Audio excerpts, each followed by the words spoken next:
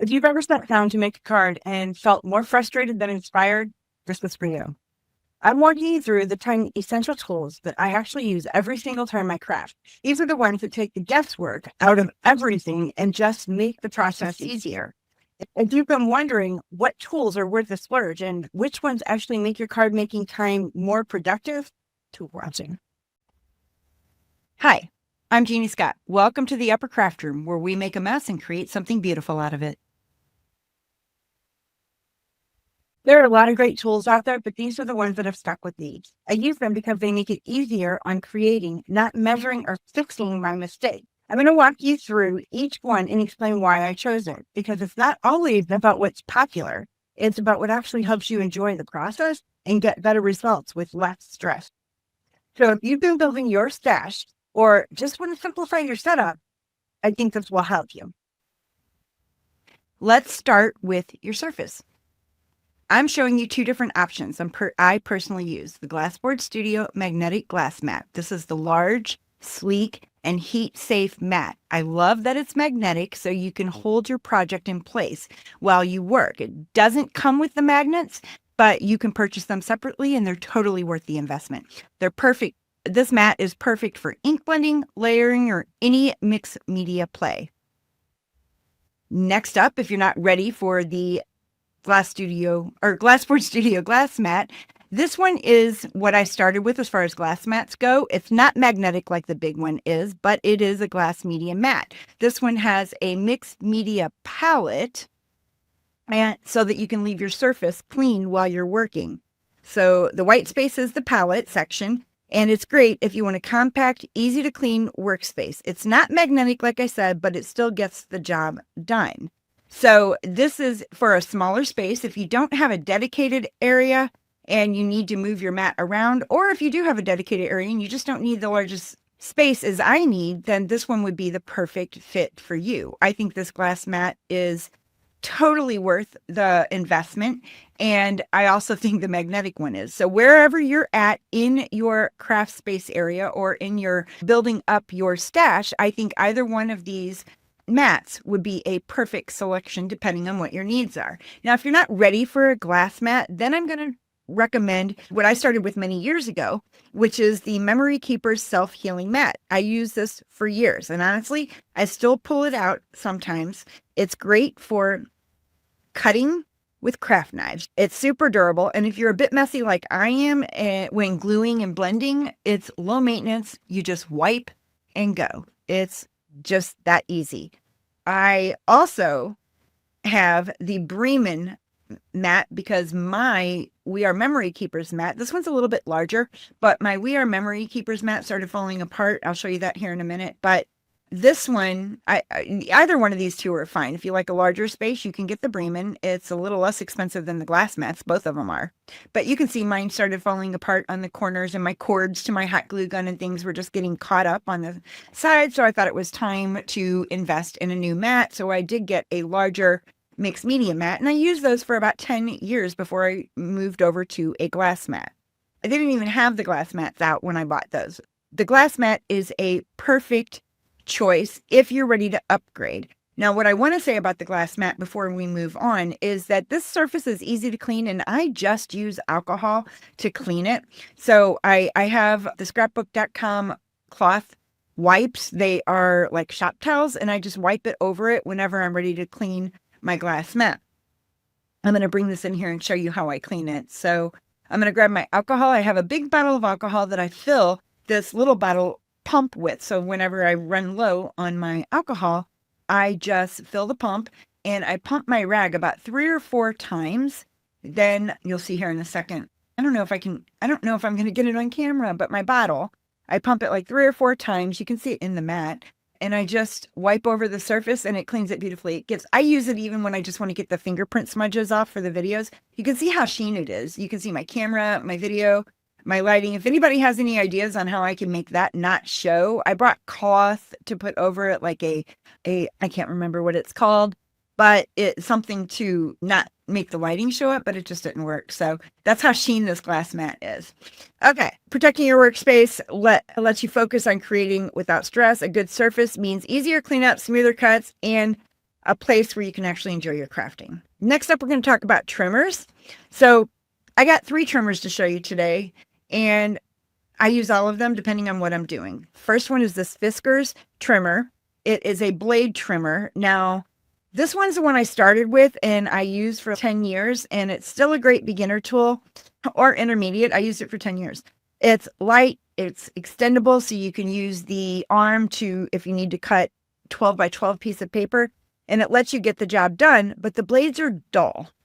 And when I say they're dull, they start out sharp, but you have to replace them like all the time. And sometimes you get those frayed, fuzzy edges, and it's not my favorite when I'm trying to get a clean cut for my layers.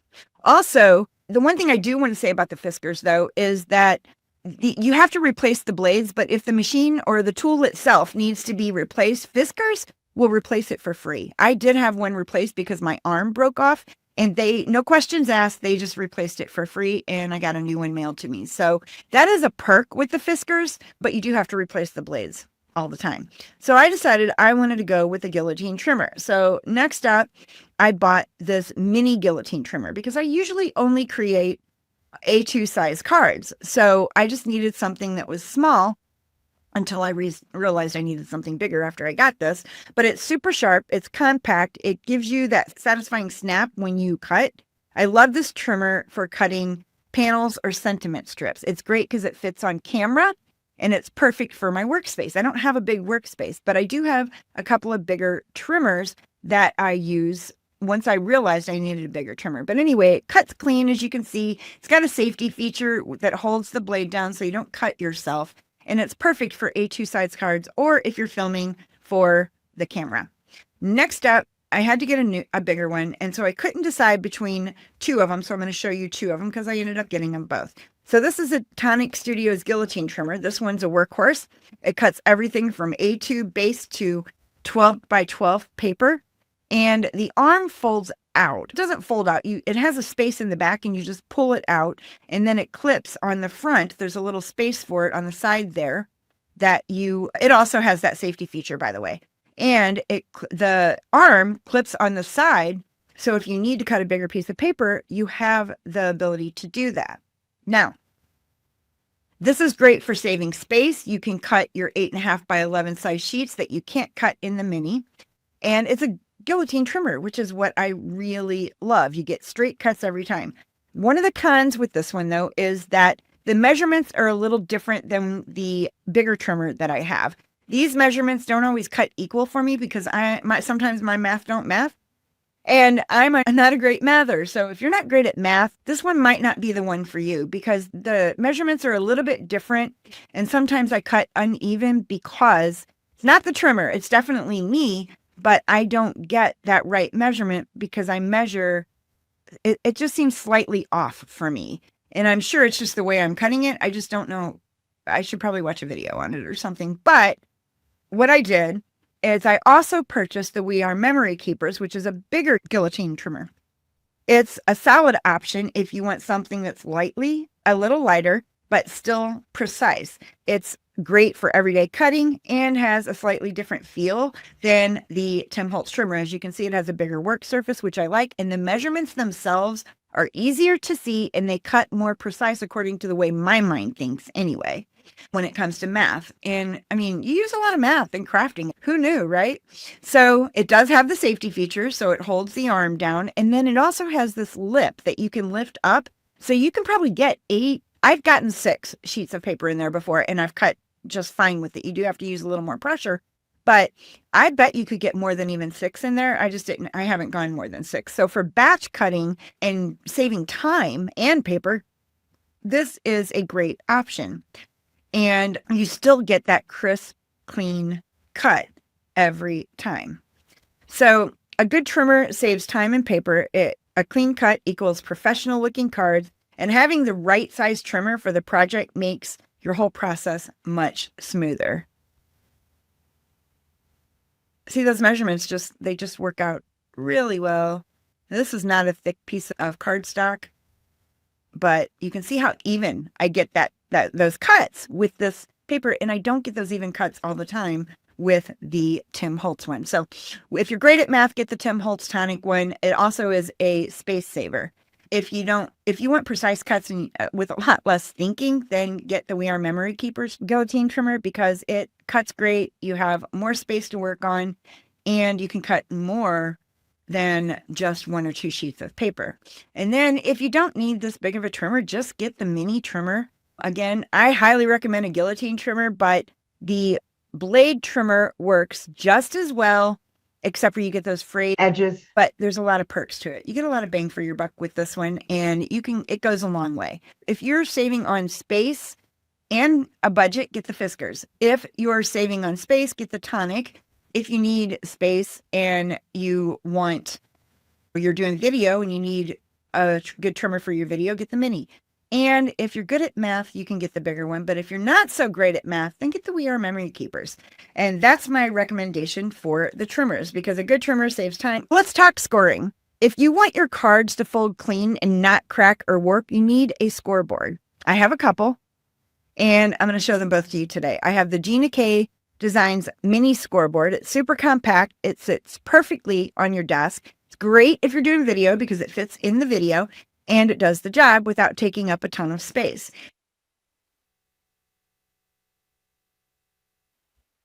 If you're mostly doing A2 cards, this is a great option. It does score A7 cards. However, when I'm working with bigger cards, I like the bigger option. The one thing I do like about the mini, though, is the scoring up there by the lip goes past the lip. So you can get a full score without having to score it, without missing a little bit of your scoring when you're scoring it. Then you can burnish it right there with the bone folder that comes with it. Next up, I'm going to show you the larger Spellbinder scoreboard, which I actually like a lot and probably reach for more often than the mini because I have a bigger workspace, which for me, in my mind, that works better. Makes an envelope, gives you the envelope measurements, just the mini does. However, when I'm creating an envelope, I do like a bigger workspace, no matter the size of the envelope, because there's a lot of turning and twisting when you're creating an envelope. And so I like the bigger workspace as far as the scoring goes. Now, you also can score larger size pieces of paper like the 12 by 12. This one's bigger and great if you're doing envelopes or larger projects. Plus, it has more score lines and handy bone folder tucked in the back, and you can do larger projects. So now, and speaking of that, I want to talk about the bone folder. So both of them come with a bone folder. However, these bone folders, because they're plastic, when you score your cardstock, they leave like this really shiny strip on your cardstock, and it separates where you burnish it from the rest of the cardstock. And I don't like that. I don't know if you can see it, but where I burnished it, there's a little sheen there, and I really don't like that. So what I do is I have a Teflon bone folder, which I'm going to bring in here, and that's what I use on my cardstock. Now, either bone folder works well. I just prefer a Teflon bone folder for a couple reasons. You don't get the sheen when you're scoring, but what else happens is if you mess up like I did on this card and you fold it and there's a crease that you don't want there, when you burnish, you can burnish out the lines with the Teflon folder, and that's something you can't do with the original bone folders that come with the scoreboards. The Teflon bone folder is not necessarily a must-have. It's just a nice tool that helps you to get rid of those lines when you make a mistake. And I need all the help I can get when it comes to helping to fix my mistakes. So what I do is I just take my bone folder. You can see there was a little, I don't know if you can see that or not. Yeah. So there is a little difference between where I burnished at there and where the cardstock starts. And there was a line that I messed up. So what I did is I took my bone folder and I started pressing on that line with the bone folder, putting a little bit of pressure, actually a lot of pressure, and then started to burnish out where that crease was that I didn't want. And what it did is it really eliminated that line. I know it's there only because I created the card, so I can see it. But somebody who gets this card is not going to be able to see that crease because of the Teflon bone folder. And that's something I just really love. So that's a recommendation, but it's definitely not a must-have. So either one of these scoreboards are a perfect option. It really just depends on what you need. And scoring your cards gives them that polished finish look. No cracking, no guesswork, just clean folds every time. And trust me, once you use a scoreboard, you're going to wonder how you ever went without it. All right, so let's talk cardstock. Let's be honest, cardstock isn't the most exciting thing to talk about, but it totally makes or breaks the project. In this video, I'm showing you the 2 cardstocks that I use. They're my ride or die cardstock. So I only use, as far as white cardstock goes, I use the Nina White Solar Crest cardstock. I can get the 110-pound paper, or I get the 80-pound paper, depending on what I'm using it for. The 110-pound paper is thicker, so it's better for your base cardstocks, where the 80-pound is not as thick and it's better for die cutting your images out. So I definitely recommend using the Classic Crest Solar White cardstock. Now, another great option that I do also use is the Gina K Designs base weight cardstock and her layering weight white cardstock. You don't really need to start out with color cardstock. That's not necessary because you can ink up any cardstock. So that's not a necessity, but the white cardstock is a non-negotiable. So Gina K's white cardstock it's fantastic for crisp, clean cards. And it's a little off-white. It's not quite the white that you get with the Solar White cardstock.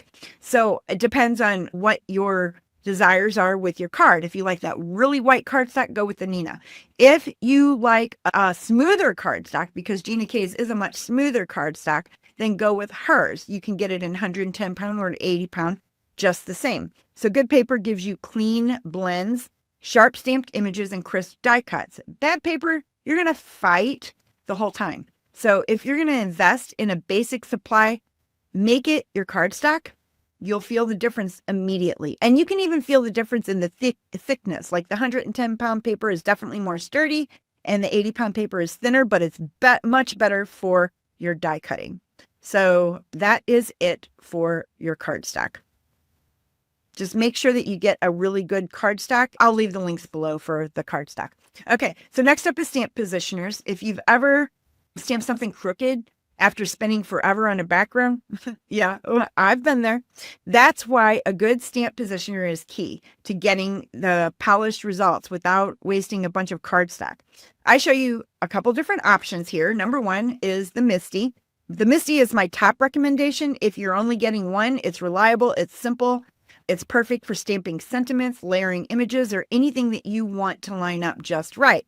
It gives super clean results and lets you double stamp in the same spot if the first impression isn't solid. I've used mine for years and it's a staple in my craft tube. Now I'm going to use I think it's Floral Sketches. I'm not sure what the name of this is, or Sketched Flowers. I don't know, but I'll leave the link to it in case you want this stamp set because it is really pretty. But I'm going to use the large little flower or leaf to show you how well the Misty stamps and how it is definitely a must-have. So blacks work great. However, it's really hard to line them up. So I highly recommend the Misty. The one thing you want to do with your stamps when they're new is the stamps come with this residue or this coating on them, and you don't always get a nice stamp when that coating's on there. So you just take your finger and rub over it and wipe away that stamp. And the cloudier your image gets, the better it's going to stamp. So really good to give it a good cleaning to get that coating off. And then I'm going to take some Versaclear, which is an ink that I use to get really good crisp images. A black image, it's a pigment ink, so it doesn't dry fast, but it does smear. So if you're going to do any watercoloring or anything like that, you really want to make sure it's dry. I don't even really recommend it for watercoloring. But anyway, so here I am stamping this image out, and you're going to see I messed up. And I left the tape in there. So this is a perfect example. And so now I need to stamp it again to get the rest of the stamp on there. So this is why the Misty is great when you make a mistake like that, which was just happenstance. I didn't do that on purpose, but then you can now stamp it again and it goes right into position and you get a great image. So you don't waste cardstock and you're not wasting ink and you're not messing up your vellum, which is actually easy to clean with a little alcohol.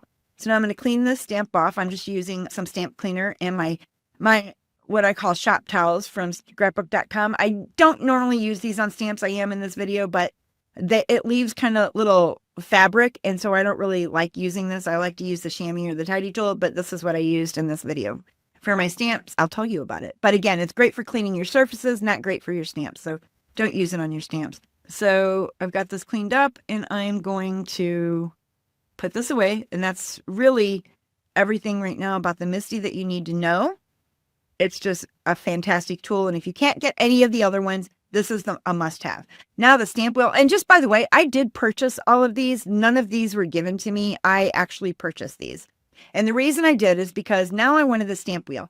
Because Altenew has layering stamps. And they are beautiful layering stamps. I didn't pull one out for this video. However, it does have a turntable. So when you're layering, you can get each layer on the turntable. And you can just turn it and you can do batch stamping and get a lot done at one time.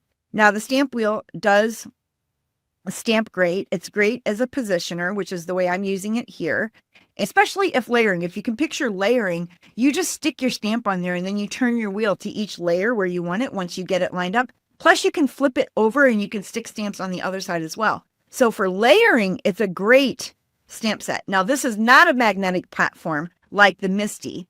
And it relies on the sticky mat, which it does come with the sticky mat. But now again, I'm just using that shop towel from scrapbook.com to clean my stamps and my platform and my sticky mat. Out of the three, my favorite is the Misty, then the stamp wheel. And then the only reason I ever use the third one is because I have big rubber stamps that Ranger creates and other companies that I use. I have their big grungy stamps and they're always big and red when they're larger stamps. And so this has a deeper well in the lid. So when you're stamping, those big red rubber stamps fit really well in this platform. This is the Tonic Studios matte stamping platform. And it's magnetic. So I've never used a sticky mat in here. I do prefer the sticky mat over the magnets because the magnets, as you can see here, sometimes can get in the way, which I'll show you here in a second when I'm stamping this. Because this does have a deeper well, and so the big red stamps fit perfectly in here. However, the magnets are in the way when I'm trying to hold the paper down. Let me get the right paper here. I don't know why the paper mattered here. Something was on those, I think. Anyway, so I'm going to hold it down with the magnetic mat after I line up the big stamp. Now, that stamps perfectly with those big red stamps, which the Misty doesn't stamp that great because it's such a thick stamp. So I'm going to get some distress ink for this one. And this ink pad isn't really well inked, so I have to ink it a couple of different times to get it good and stamped. The other thing is those magnets are in the way. Not that it's going to bother, it doesn't bother the stamp itself because the stamps are well inside the magnets, but the door just isn't closing all the way. And it does close all the way when you're stamping with these big red mats. So you can see there the magnets kind of stopping that. So I like the sticky mats a little bit better, which I don't know that you can use a sticky mat in here with the big red stamps because there's just not enough room to get that really good stamp. So my ink pad also, as you can see, that didn't ink up really well. And it didn't get a good impression. So I'm going to ink it up again. And I probably just need to re-ink my stamp. But anyway, that is the only reason I use this platform is because it's really good for these bigger stamps, the big red thick stamps. That is my third option and honestly my least favorite option when it comes to stamping platforms. I'm going to do that one more time so I can get a nicer stamped image there. I'm really pressing because I wanted to get past those magnets. I should have just moved the magnets. But anyway, that is the stamp positioner. I'm going to clean that stamp off just again using the stamp cleaner. And I just used that shop towel again. Those shop towels come in like a big roll. They just remind me of shop towels that my dad was a mechanic and he used to use shop towels, and these are on the order of those. And so it's really a really good tool.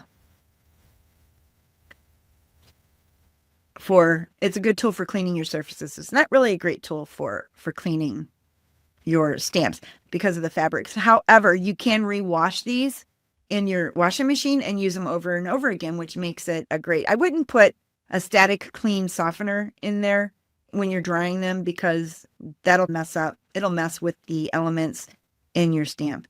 Now, if I was going to use a big red stamp in the Misty and all you could get was the Misty, is you can stamp in this. It's just that the door doesn't close all the way. Remove any padding in there or any sticky mat that you have inside of the Misty, and you can get a good stamp, but just the door doesn't close all the way. And so it's a little bit thicker, but you can get away with stamping those in there. And now this is the Gina K Design Sticky Mat. You do have to purchase it separately because the Misty was designed to work with magnets, but the Sticky Mat fits perfectly inside the Misty. And the reason I like the Gina K Design Sticky Mat is because it comes with background stamps, which the other sticky mats do not. So I think you get a double purpose out of there. It's really a great invention. She upped the ante when it comes to sticky mats. Now this sticky mat automatically comes with the stamp wheel because the stamp wheel is created to work with sticky mats. It's not magnetic. So as you can see, when I pull that out here, it's a square sticky mat and it's built to fit into the stamp wheel. And you can use both sides. I tend to put the bumpy side down. It comes with this really I don't know if you'd call it correlated, but it's like a bumpy side. And I put that down in the platform and use the flat side up to stick I think I do that because it's better for blending the ink.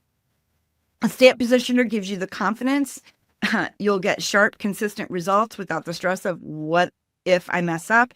And having the right one for your style of stamping is a total game changer. Let's talk cardstock now. I'm going to show you how these ink pads. I'm sorry. Let's talk ink pads. So I'm going to talk about ink pads, but here I also want to mention that you need a good blending brush. And I don't really care what blending brush you have. I do have some blending brushes coming that are brand, just because I've never used brand name blending brushes, but I just get these off Amazon. They work perfect. I don't really fuss over what blending brushes I'm using. I've even used makeup brushes before and they work fine. I have these colored ones that I use with my dye inks, and I don't really care what brand of ink is. As long as it's a dye ink and it's in the color family, I use the same brush for a purple brush with the purple inks. And it doesn't really matter as long as it's a dye ink because they have the same properties in them. So I use them across brands and I'm not worried about cross-contaminating them. Now, I am bringing in my ink stand, and I can't remember who creates these. I think her name's Brianne Loveland. Brianne Loveland creates these. I don't have a link for that, but I'll get one for you and I'll put it in the description. But I'm using the Gina K. Right now I'm using layering inks. I'm using the dark lilac, medium lilac, and the light lilac for an ombre effect for this background. Now, when these inks go down, they go down very blotchy, but they have a smoothing agent in them. I don't want you to worry about the blotchiness because when it dries, it smooths out as it dries. And it dries a little bit slower than your regular dye inks do. So you have a little bit more time to work with them, which is nice. Now I'm going to start with this lighter ink, the light lilac, and I'm going to just get that really inked up at the bottom and create that first layer of ink. They're not water reactive. You can use water for light effects.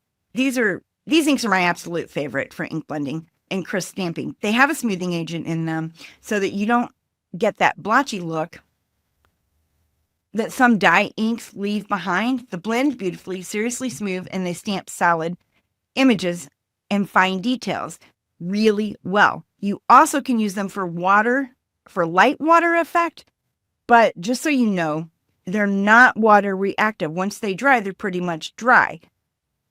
But also, because they dry slower, you have more time to work with them, and you can layer the color and build it up for more intensity. And because of that smoothing agent, they stay wet a little longer, so you've got a lot more time to work with them before they dry. Now, I'm going to bring in that second medium dark ink, and I'm going to create that second row for that ombre effect that I'm going for. And I'm just going to bring that in, and you're going to see that this is going to go on a little bit splotchy. The lighter one went on pretty smooth, but this one's a little bit more splotchy. But wait till you see the end result. It dries so smooth. It's like amazing that it dries that smooth because of the smoothing agent. I'm impressed with it. And I'll bring in one that I've already done that's dried so I can show you how smooth it dries. But I'm just going to blend this out and get this a little bit darker. I'm laying it on a little bit thick because I want it quite a bit darker because that dark lilac is very dark. Even though when I first put it on, you'll see that it looks like it's almost the same color as the medium, but when they dry, different colors. So you'll see how that goes. But see how that's a little bit splotchy or blotchy and it looks like I have those like darker sections? Wait till you see how that dries. Okay, so now I'm bringing in that third ink, the dark layer. And again, I'm using the same brush. Doesn't really matter to me. And I'm going to ink that up really well. Starting off, got a lot of ink on there. That's a juicy one. But I am really bringing that in. You can see how it looks like it's almost the same color as that medium. But wait till it dries. And I'm really blending this out. And you can see how splotchy and blotchy it is. I just want you to really notice how well this blends.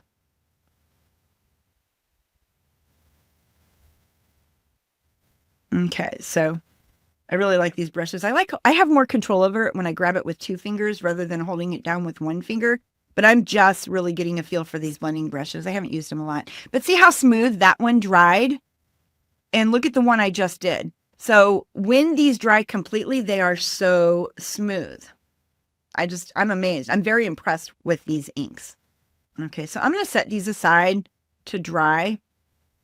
But I'll show you these side by side. Before I do that, let me close up my ink here so that it doesn't dry out. And I'm going to go over that bottom layer just a little bit more because now it's dried and I want it to be a little bit darker. So I am going to clean my brush because I don't want that dark, real dark purple on there. I just want it to be the light layer. So I'm going to take a little bit of alcohol and clean the bristles. You don't want to get the bristles. You don't want to get the alcohol down in the bottom, but just hitting it, the tops of it, will really clean that ink off and then you can start with your next layer. Okay, I'm going to take that light and bring that in just to get a little bit another darker layer of ink on that lighter side so that it blends in smoothly and looks like it goes together and you can see it actually. It was just a little too light for me. So I'm going to take and blend all this together and you can see already that it's smoothing out. I'm just blown away by these inks right here. Look at that. That's wet. The one on the left is wet and the one on the right is dry. Okay, I'm going to set those aside. And next up, we're going to bring in Distress ink and Oxide inks. And we're going to kind of work with these together. But they're the artsy ones. So both the regular Distress inks and the Oxide inks are water reactive, which makes them great for ink smushing, splattering, lifting, basically all the mixed media stuff. Distress Oxide inks are also heat embossing inks. So you can color heat emboss with these. Because of the pigment they have in them, they blend well and they stay wet long enough for you to add embossing powder. So if you want to emboss in color, Oxide inks are a great choice. All right, so I'm going to bring in this really light, I don't remember the names of all of these inks, but I'll link them in the description below. But I want to just do the same thing. I'm going to layer this. They're similar colors, but they turn out totally different. They're a little bit more on the pinker side. They have a little more pink in them than they do purple. So they're probably, I don't know what part of the rainbow are added to them to create these colors, but I really like how this background layer comes out. But you'll see, like, this is drying a little bit spotchy, but because of the pigment in them, they do dry a little bit more on the smooth side, and they blend so well. Wait till you see how this looks when you see the blended piece in the end. I don't bore you with all the blending, but I do want to show you, first of all, how to heat emboss with these.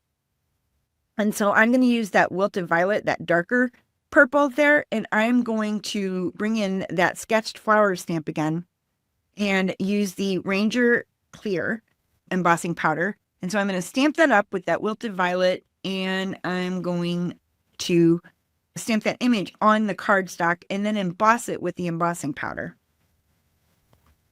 So let me ink that up really good. And I'm going to get a very good little impression on that cardstock.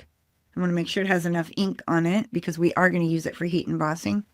And I'm just going to stamp that right in the center there. It's going to be my focal point of the image, and I want to get a nice, good, crisp image. Isn't that cute? Okay, so now I'm going to bring in just a piece of cardstock. It's just a thin piece of, it's not even cardstock, it's just paper, a pink piece of paper. And I'm going to, I have my air conditioning going, so my powder blows all over the place.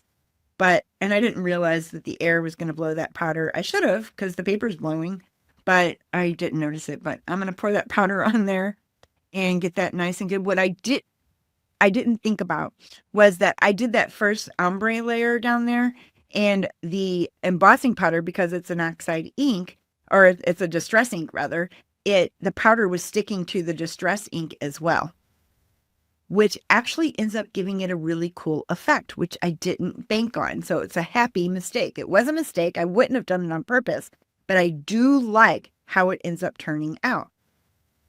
So now I'm going to take some time to clean up that powder, and I'll ink the rest of this off camera so that I don't have to bore you with the rest of the blending. I've already shown you that.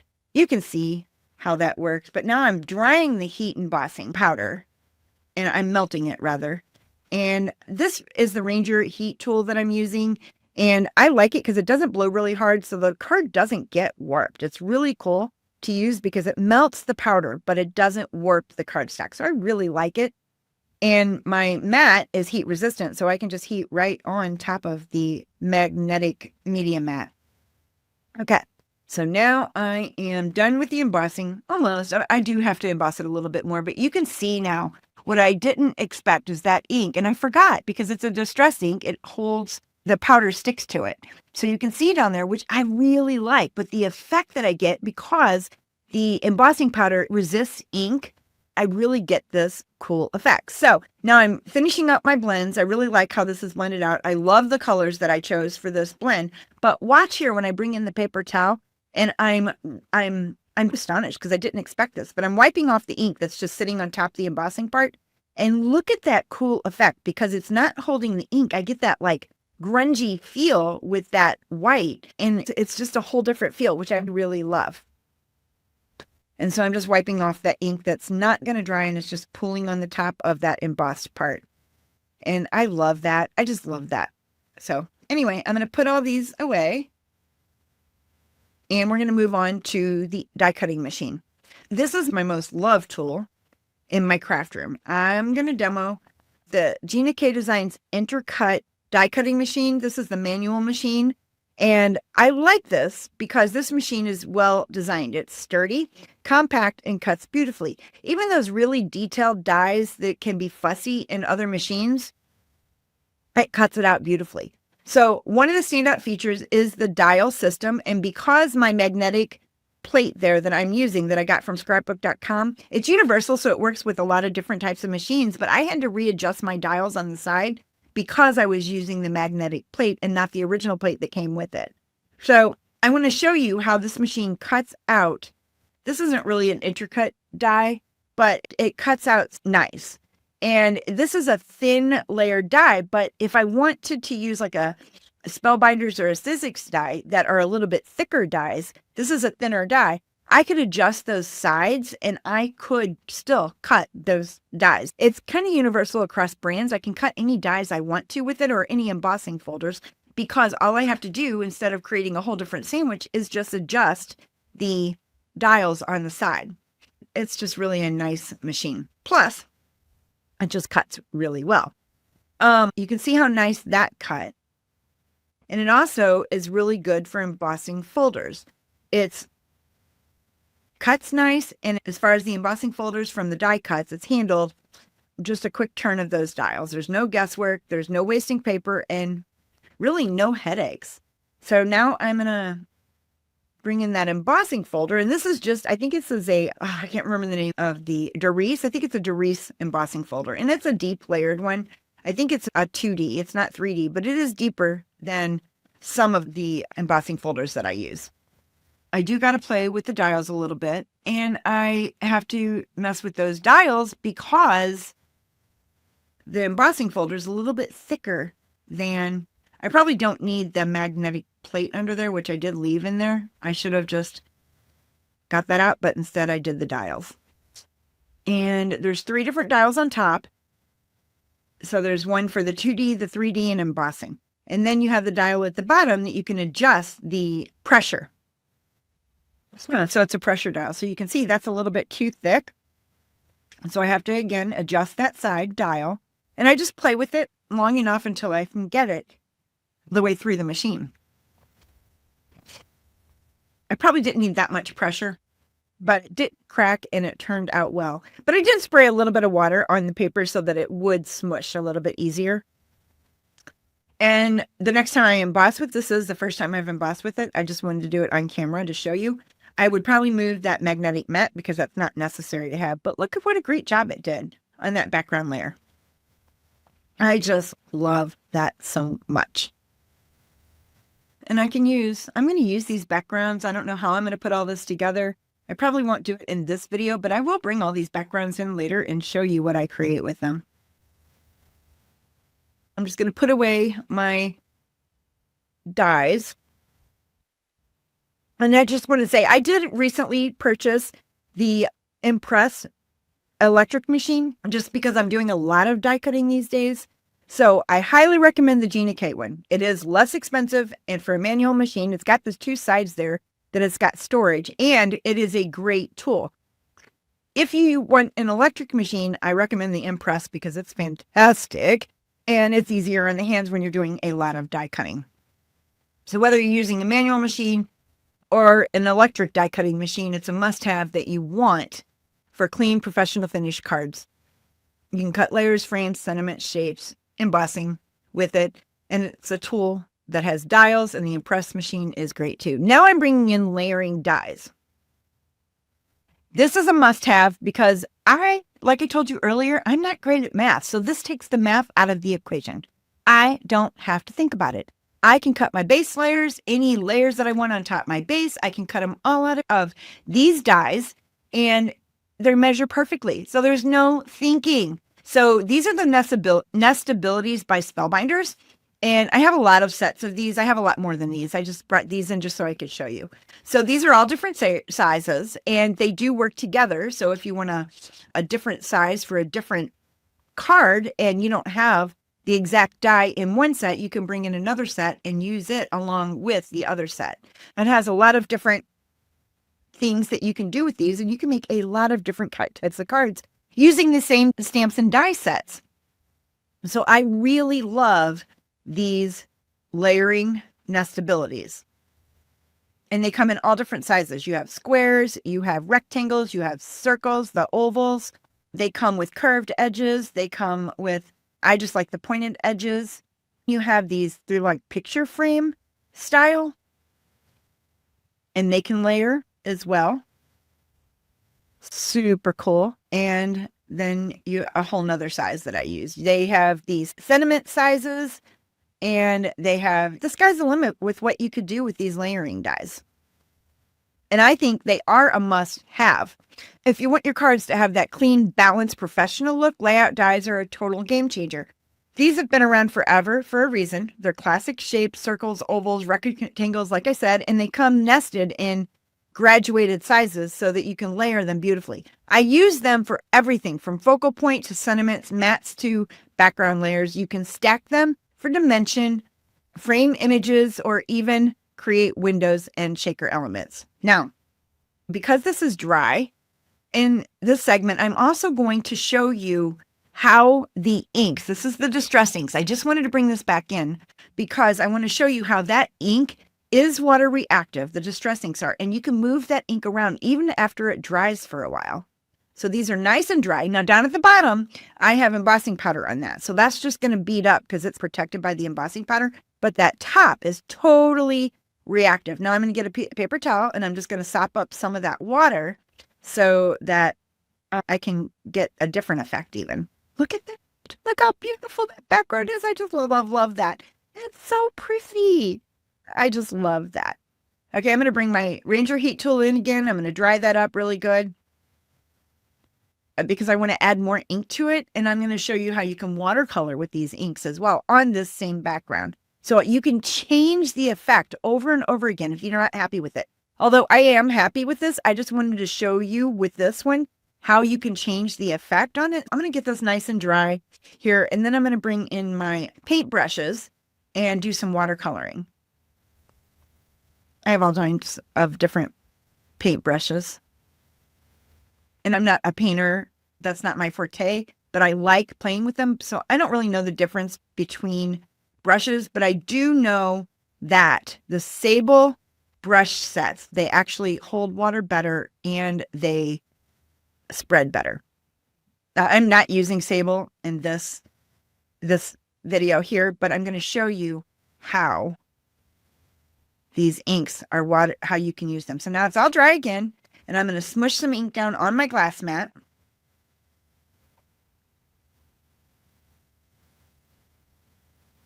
And show you how these work. All right, so now I'm taking that top layer, but see now I'm changing the whole look of it by just using it as watercolor. I can cover that all back up.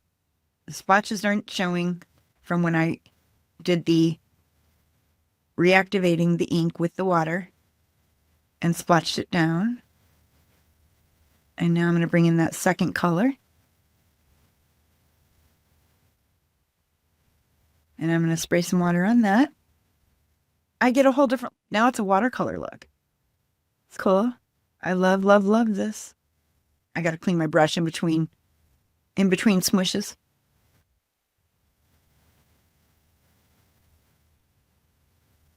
Picking up that ink, and I'm just going to bring it across that middle layer there. Now, it's not really going down there because remember, I have that heat embossing powder down there, melted on there, so it's resisting the ink. It's not going on as dark as it could, which I love that look, so I'm okay with that.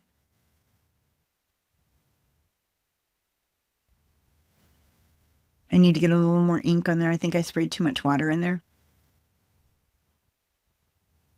But look at that. I'm changing the whole look of the card, and I love it. I absolutely love it. I'm happy with that. Got some watercolor on there, and now I'm going to smush that third layer down. And I'm doing this all on the same cardstock. So this is how well these inks react to, that one's not showing up on the glass mat, which is weird to me. Not sure why, but it's a very light color. I'm trying to get it darker at the bottom, but because it's a light color anyway, and because of the the embossing resisting that ink, it is not really going to get any darker than what's there. But look at all the techniques I used on this one piece of cardstock. I got a little darker. But it doesn't stay. Some of it does, but not all of it. I am just so loving all the different techniques.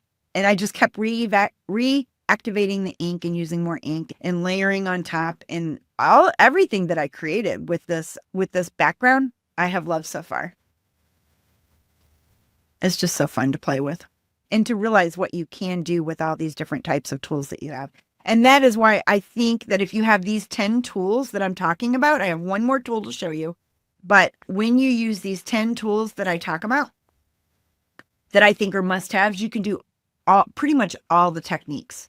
There's nothing that you can't do. That's why I think these are essential. And then you have everything you need. Everything else is just extra. Like you can do flicking paint on here. You can do heat embossing. You can do watercoloring. You can do just so many things with just these tools. The die cutting, the stamping, just these 10 tools. I would work on investing in these when I'm just starting out and building up my craft room tools and supplies. I'm going to heat dry this again.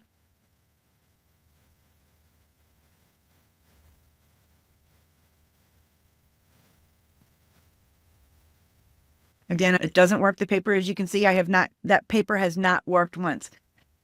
I don't think I could use the butterfly on there, although I thought that would look cool. If the leaf wasn't on there, the leaves, I could use the butterfly and that would be a beautiful background. I don't want to cover up that my tongue got tied. I'm going to untie my tongue. I didn't want to cover up that grungy look down there where the embossing powder is. Look how beautiful that is. So some of the splotchiness is showing through, the watercolors there. That is just a fantastic, gorgeous background. I am in love with that background. And that was just playing around. That was not planned at all. I planned the colors. Now I'm going to blend some ink on there and just see if I can, what I can do to cover up some of that other stuff. I'm just playing here at this point just to see all the things that we can do. I went that a little darker as well. Up top there. And look at the oxides. The oxides are very creamy and almost, they dry chalky looking, which for grungy, I really love that look.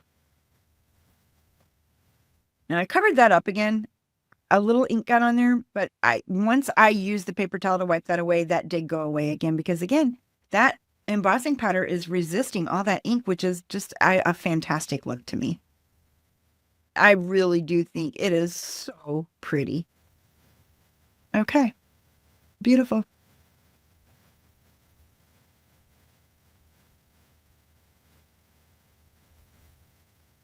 I am going to do some ink splotching here. Here's another technique you can use to bring some more ink splotching in. And I'm just splattering, I'm putting some of that water in my hand there, and I'm just splatting it or throwing it, flicking it, whatever you want to call it, onto the cardstock now. And it's I lost the word. And activating, oh my gosh, the cardstock again. I love that background. You can just keep going. I'm done with it though. I think I'm leaving it there. I love it. It's beautiful. All the inks are blended. It's got the watercolor look. It's got the splotchiness. It's just absolutely fantastic. Okay, now I'm going to cut out a black background layer for this so that you can see. I'm just going to set that aside to dry. I think I do have to dry that a little bit, and I'm wiping away that ink again. And I'm going to bring in one of the nestabilities so that you can see how it cuts out. I don't have to think about the size. I just match the nestability or the layering die with the cardstock so that it just brings in the next layer. So bringing my layers back in, I'm going to use the intercut, and I'm going to cut out the next size up. I do have to cut this one down a little bit so that I can create the black, give it that black matted background, which really makes this background pop then. So I'm going to cut this down to size right there. And then I'm going to use that bigger piece for the black matted layer. It's just going to be a grounding layer for my card base. And there, it's going to give me a nice little trim around the edges once I cut this out. So let me move on to that. Okay, bringing in the die cutting machine. I'm probably going to have to adjust the dials again because this is a thicker die. These are not the thin dies, and I am using that magnetic magic mat. So I don't have to adjust it much because I did adjust it for the embossing folder. It was already where it needed to be. I had to adjust it a little bit. It didn't cut through completely, so I had to tear it apart, but it was fine. Because of the look of the card anyway, it was fine. You'll see I'm playing with it there, but it's off camera. Sorry about that. The layout dies make your cards look polished without all that extra trimming and math. So whether you're using nestabilities or timeless shapes, I'm going to cut this black layer out. So after I cut this from the Spellbinders dies, I bring that mat through, and you'll see now I can lay that up. There's my card mat, my black grounding layer. And then look how that makes that pop. And no measuring. I had to do no measuring. So that's why these dies are essential in my craft room.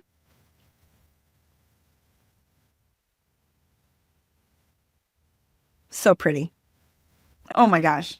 I just can't stop looking at that. How pretty. I can't wait to use that on a card. And I don't even know if I'll give it to somebody. That just might go on my stand for where I place my cards that I like. I just wanted to show you too real quick that also comes with decorative layering dies. So these dies are essential in my craft room, and I use them every time I create a card. I'm pulling out one of these because I have to create layers for my cards. Now, here comes Gina K. She has 19 master layouts that you can use, and then she has oval dies as well, additional to her master layouts. I'm going to bring in master layouts, and you can see they're thinner. They're not as bulky. And they come, her master layouts one still have those layering dies, which those are the ones I use the most in the set, in the nestability set. But in the master layout set, these layering dies also come with oval, and they have a stitched edge. Some of them do, and some of them, they're all matted. They have matted layers and focal point layers, which I just think is like so cool. They're great for scene builders. And then she goes all the way up to 19. So you can check out her page with all her master layouts and you can see them all. But I didn't pull them all out on this video because I thought the video was getting a little too long, and we still have one more necessity for your craft room. Next up, we're going to talk adhesive. I show you a few different ones in this video, and honestly, I use them all. Each type serves a different purpose depending on what I'm building. So here's what you'll see and how I use them. So the Tombow tape runner, dot runner I use. I also have the Gina K dot runner. This is what I use for quick flat layers, card fronts, backgrounds, anything that needs to stay down and smoothly without warping. I use the Tombow dot runner or the Gina K dot runner in the video along with its refills, and I love because it's clean and sticks well and doesn't leave any weird residue. Neither one of them do. So next up, then I use liquid glue. I use Connect liquid glue, as you can see there in the video. And I use that for the detailed cuts or for anything that needs a strong hold, but I need a little wiggle room. Then I use the foam dimension tape. I'm using a foam tape roll and I use foam squares. So these are both from Amazon. I don't even know what name brands these are, but I've linked them in the video description. I use these for popping up sentiments, focal points, or layers. And when I want that extra lift, and they work great and give your cards that added interest and that dimension without being too bulky because they're a thin, I can double up on them if I want, but they're a thin foam. So they're not too bulky. If you wanted to mail it, you still could. But if I need it thicker, I can double up on that foam tape. It's a huge roll. You can buy that, I think, in 10 feet, which is what I did. And I linked that in the description below, and it lasts forever. I've had this forever. And they have different widths too. I use the Barely There liquid glue. I mostly use the dot runner, and I use foam squares. I use the foam tape for more matting my layers down, and then I use these foam squares for that butterfly. I'll use the foam squares to pop that up. Having the right adhesive on hand just makes everything easier and where you want it secure all the way through. These are the exact ones I use, and they're linked in the description below, along with everything else. Okay, now I bring in the blended inks. They're completely dry. You can see how smooth and how it lightened up. I showed you both of them next to each other. They're both smooth now, but this one's not ink reactive. However, if you like that spotted effect and you just wanted to throw some blotches on there, you can do that. It's just not going to move around like the Distress ink is. But I wanted to show you that just so you could see that these are not water reactive, so you're not going to get much movement out of them. However, you can create a blotched image if you wanted a look like that. It's not usually my go-to. If I use water, I'm using the Distress inks. This is pretty. And once I colored that floral butterfly, I can use one of these background layers for the butterfly. And I will cut out a black mat to use for this purple because I think that works beautifully well, as just like it does for this background that I absolutely love. I just think this is just gorgeous. So we have all of these different techniques that we've done today using the 10 essential tools. And that's why I created this video, is because I think it's super important that if you have the right tools, you can do just about anything. Of course, you will need things like embossing folders and stamps and dies, but you can't do anything with them if you don't have the right tools. So it's kind of like, what do you buy first, the chicken or the egg? I would start buying your tools and then incorporate a little bit of your stamps and dies and embossing folders and powders in with that. Those are not essential to start card making, but these tools are essential for professional looking cards and for doing just about every technique that's out there. That's it for today's video. I hope this helped you feel a little more confident about which tools are really worth having in your craft space. If you found this video helpful, please go ahead and like, subscribe, and hit the bell so that you get notified every time we put out a video. We really appreciate your support. It honestly means the world to us, and we couldn't do this without you. Thanks for being here, and I'll see you in the next one.